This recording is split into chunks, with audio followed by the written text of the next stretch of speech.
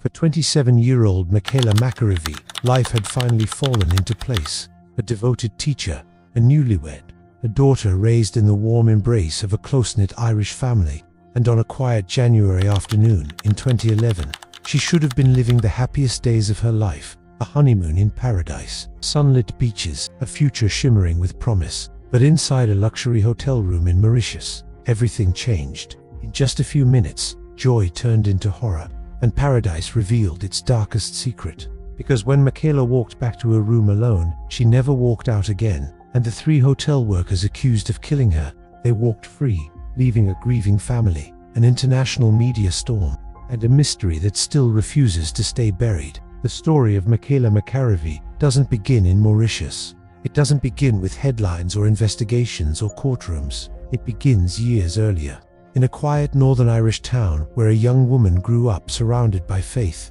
family, and the kind of love you don't often see in true crime stories. Because this isn't a case about a troubled life, or dangerous friends, or secret enemies. It's about a woman who had everything worth protecting, and a tragedy that shattered anyone who ever knew her.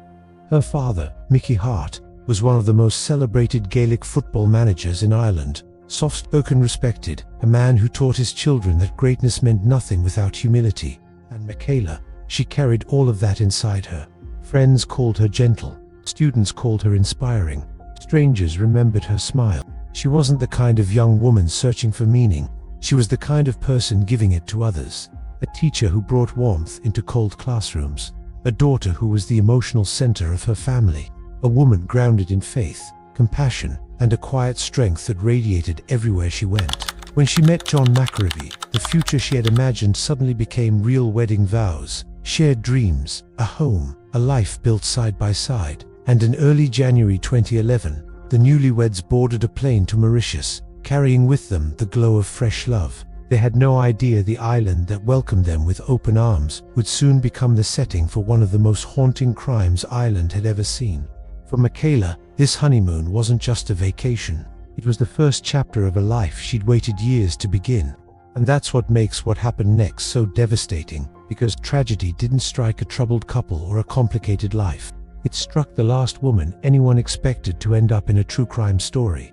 January 10, 2011, a warm, bright afternoon inside the Legends Resort, a luxury hotel set against the turquoise coast of Mauritius. For hours, Michaela and John had been enjoying a quiet, day-good food, peaceful moments, no schedules, no rush. They had lunch together, they took photos, they laughed the way newlyweds do, too in love to notice anything else around them. Sometime shortly after 2 p.m., they returned to their room 1025, for what should have been an ordinary stopper, quick change of clothes before heading to tea. But as they approached the door, John realized he'd forgotten his keycard. Michaela didn't hesitate. "Just give me a minute," she told him. She turned back toward the reception area to collect a replacement. It was a small detail, a tiny moment, the kind of everyday decision people make dozens of times without thinking. But that single choice became the fatal moment she separated from the safety of her husband. The moment she walked into the mouth of the story that still haunts her family today. When Michaela reached the reception desk, a staff member issued her a new keycard, resetting the lock to the room. Witnesses noticed nothing unusual. She seemed calm, comfortable, unaware that anything was wrong. But somewhere between the lobby and room 1025, something terrible happened. Because when John eventually returned, expecting to find her getting ready for tea, she wasn't answering. The room was silent. The bathroom door was closed. The seconds stretched into minutes, and when he forced that bathroom door open, nothing in the world could have prepared him for what he saw. Michaela, unresponsive, bruises on her neck, her body partially submerged in the bathtub. No sign of life. The scream John let out echoed down the corridor. Staff rushed in. Guests froze. Within minutes, the resort, once a postcard paradise, became the epicenter of chaos, panic, confusion. Hotel employees ran in every direction. Phone calls were made, statements were whispered, and somewhere in that frantic swirl of activity, something felt off. People weren't just trying to help. Some looked like they were trying to hide. The initial assumption was obvious. This wasn't a drowning. This wasn't an accident. This was a violent struggle. There were bruises on Michaela's neck consistent with manual strangulation. There were signs she had fought back. The hotel room showed no indication of forced entry. Someone had used a key. In theory, that made things simple. In a luxury resort, only a limited number of staff members had access cards capable of opening guest rooms. Every card swipe left a digital trace. Every employee movement was logged. A crime like this inside a monitored system should have had a short suspect list and a clear path to the truth. But the moment investigators began looking at the timeline, something became horrifyingly clear. Someone had used a staff keycard to enter room 1025 just minutes before Michaela walked in, and that access didn't belong to a guest. It belonged to hotel employees. 3 names surfaced almost immediately: Avinash Tribhuwan, a room attendant; Sandip Monea, his supervisor; Rajesawa Neko, another staff member with access to guest rooms. Their explanations, from the beginning, felt off. Tribhuwan first claimed he had simply been checking rooms at his supervisor's request. Then he changed his story, then changed it again.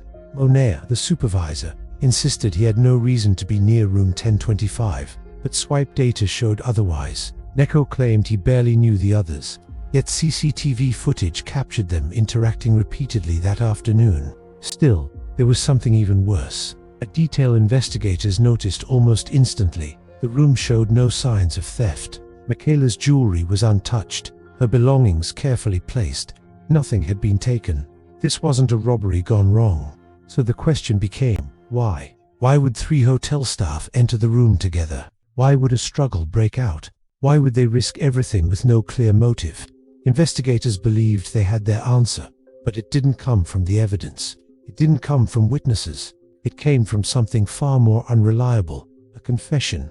A confession that would soon unravel into one of the most controversial investigations Mauritius had ever seen.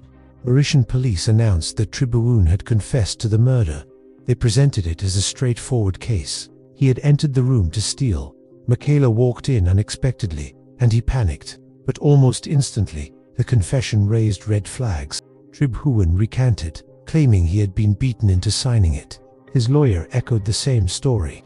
There were rumors of coercion, forced statements, and a desperate rush by local authorities to protect the island's image from international scandal. The hotel continued operating. Tourists continued swimming in the same tropical waters that now hid a horrific truth. And the McArevey family, they were thrust into a nightmare no one could have prepared them for. A honeymoon had become a crime scene. A daughter had become a victim. A grieving family had become unwilling participants in an international media circus. And meanwhile, behind the polished walls of a luxury resort, 3 men accused of murder were sticking to one message: we didn't do it. But the evidence wasn't cooperating. Their stories didn't align, their movements didn't make sense, and forensic findings were inconclusive. Something about this case wasn't just tragic, it was chaotic, messy, suspicious, and as investigators dug deeper, one unsettling realization grew stronger. The truth wasn't just hiding, it might have been buried beneath inconsistent testimonies, buried beneath errors in the investigation, buried beneath a hotel fighting to salvage its reputation, buried beneath a police force scrambling to contain panic, and buried beneath that single, horrifying fact: the 3 men accused of killing Michaela McArevey would soon walk out of a courtroom as free men. But how and why? The early investigation into Michaela McArevey's murder should have brought clarity. Instead, it opened a maze of contradictions, inconsistencies, and unanswered questions, a maze that would swallow the case whole. Because the deeper investigators looked, the more the obvious suspects stopped looking obvious at all, and the entire world began to wonder. If the 3 hotel workers didn't kill Michaela, then when the Mauritian authorities announced they had their suspects, the world expected a clean narrative, a confession, a motive, a timeline that made sense. What they got instead was chaos. The confession that fell apart. Avinash Tribhuwan, room attendant, who allegedly confessed, retracted his statement almost instantly. Not quietly, not reluctantly. He burst into tears, claiming police violence, intimidation, and threats. His lawyer described bruises. Family members described fear. The court was told he had been forced into signing a confession he couldn't even read, and the details inside that confession, some were impossible, others were vague. Critical points contradicted physical evidence, but the confession wasn't the only problem. 3 suspects, 3 different timelines, while Tribhuwan battled accusations of coercion. The other two, Sandip Monea and Rajeswar Neko, offered stories that shifted every time investigators pressed them. Monea said he was supervising rooms, but CCTV caught him in areas he claimed not to be. Neko said he wasn't near room 1025, but keycard logs suggested otherwise. And then came the detail that made investigators pause. The staff keycards could be cloned. Multiple employees could be using the same access without leaving a clear digital trail. The system wasn't as airtight as everyone hoped. Suddenly, the case wasn't just confusing, it was contaminated. The search for a motive that wasn't there. Police clung to the idea of a robbery gone wrong. But robbery demands a theft, a missing object, signs of ransacking, desperation, panic. Room 1025 had none of that. Michaela's jewelry remained. Her passport lay untouched. Her valuables were undisturbed. And yet, to maintain their theory, investigators insisted she walked in on hotel staff trying to steal from her. But why were three grown men stealing together from a random honeymoon suite in broad daylight, with no getaway plan, no target, and no stolen items? It didn't make sense. Not to the global audience watching the case unfold, and certainly not to Michaela's grieving family. Yet, while the world searched for logic, Mauritius quietly prepared for the trial of the decade. A trial where red herrings didn't just distract, they drowned the truth. When the trial began in 2012, it was supposed to deliver closure. Instead, it revealed just how deeply compromised the investigation truly was. A crime scene that was never protected. Experts testified that dozens of people entered the room after Michaela's body was found. Hotel staff, police officers, supervisors, even curious employees. Evidence was touched, moved, picked up, rearranged. One witness admitted someone placed a towel over Michaela's body, contaminating potential DNA. Another admitted the bathtub she was found in had been drained, not analyzed, not preserved, drained. Every rule of forensic procedure had been broken. Traces that could have pointed to a killer were washed away. Literally, a murder weapon that never existed. There was no ligature, no rope, no belt, no tool. Yet the marks on Michaela's neck told a clear story. She had been strangled. Investigators believed more than one person was involved, but with no fingerprints, no DNA, and no physical evidence at all. The theory had nothing solid to stand on. The next blow came from the witnesses. The prosecution depended heavily on the hotel staff, but one after another, their stories changed. Timelines shifted. Descriptions were added, removed, and added again. At a certain point, it became impossible to tell what was a lie, what was confusion, and what was genuine fear. Then came the missing minutes. Michaela left John to retrieve a keycard. She walked back to the room. She entered, and within minutes, she was dead. But none of the suspects could give a consistent explanation of where they were during those minutes. And the hotel's keycard system only made things worse. Some entries were unaccounted for, others were duplicated. Some didn't match the CCTV at all. It was as if the truth had slipped through the cracks of a system designed to record it. Just when the trial seemed ready to collapse, something unexpected appeared. Not a weapon, not a fingerprint, not a confession, a photograph. A photograph taken inside the morgue, showing Michaela's body, captured and shared by people who had no right to be there. Shared in private groups, circulated, and even mocked. The leak caused international outrage, exposing a side of the investigation that horrified even seasoned reporters. It hinted at corruption, at collusion, at people treating Michaela's death as entertainment instead of a homicide, and it raised a brutal question. If the authorities couldn't protect evidence, how could they protect justice? But the photograph wasn't the only unexpected discovery. During a forensic review, investigators found something far more important: a partial footprint near the bathtub. It was faint and incomplete, not enough to identify a person, but enough to show that someone had stood over Michaela as she died. Someone who wasn't John, someone who wasn't supposed to be in that room, someone who left no fingerprints, no DNA, and no obvious trail, but left just enough behind to prove she did not die alone.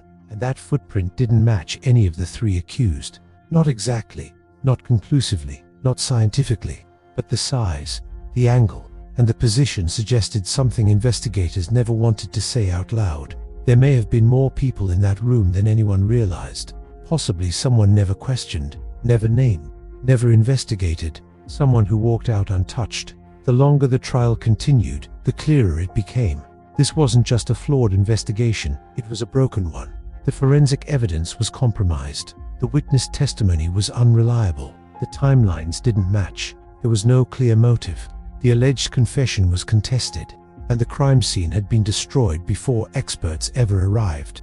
Then came the final blow. All three accused were acquitted, not because the jury believed they were innocent, but because the prosecution couldn't prove guilt beyond a reasonable doubt.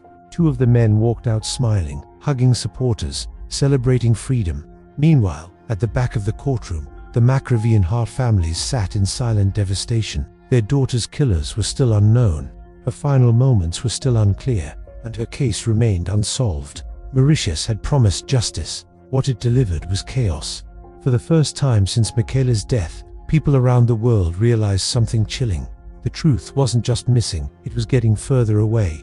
But the story didn't end there, because months after the acquittals, a new set of clues surfaced. Clues pointing to a hidden network inside the hotel, to a pattern of organized thefts, to employees who had never been charged, and to a motive far darker than anyone had imagined. When the verdicts were read, not guilty, not guilty, not guilty, Mauritius exhaled, but the McAree family did not, because justice hadn't been served, it had been buried. And in the aftermath of the most high-profile trial the island had ever seen, something darker began to surface, a web of secrets, theft, corruption, and cover-ups that pointed to a chilling truth. Michaela wasn't simply murdered, she had walked into something much bigger, something the world was never meant to see. For months, reporters whispered about it, former employees hinted at it, guests complained quietly. But after the trial, those whispers became testimonies, and a disturbing pattern came into focus. Guests from the Legends Resort began coming forward, missing money, missing jewelry, missing valuables. And when the dates were compared, the thefts formed a pattern. The same floors, the same employees, the same window of time when Michaela died. Some guests described staff entering their rooms without warning. Others said their safes had been tampered with, and several pointed to the same names found in Michaela's case file, names the jury never saw, names investigators never followed. Then a former employee said what everyone had been avoiding. There was a team, a group inside the hotel. They stole from guests regularly. Everyone knew. We don't know if Michaela interrupted one of these thefts. We don't know who was in her room. We don't know how many people were involved.